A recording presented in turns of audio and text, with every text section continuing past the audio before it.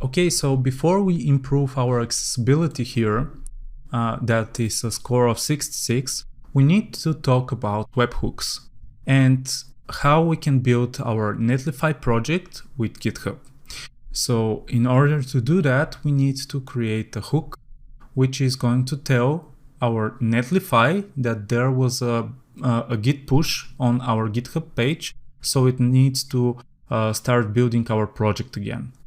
So in order to do that, we need to go in our project here in Netlify, and we need to go to build and deploy, and we need to go to continuous deployment, and we need to go to build hooks. We want to build a hook with the name git push, for example. It doesn't matter what you name it, just need to be built. And this is the web address where we need to push our notifications to our Netlify app. So let's go ahead and copy this. And now you need to go to your GitHub. Let's find our Git repository.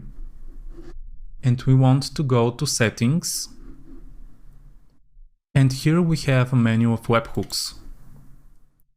So let's go ahead and create a new webhook. And we need our payload URL to be that from Netlify. And what we would need to do here is to select only the push events. So let's go ahead and create our webhook. Okay. Now we have created a webhook to our GitHub repository, which is going to notify our Netlify account that it needs to rebuild the project. So now that we have created a webhook, let's go ahead and optimize our page for accessibility.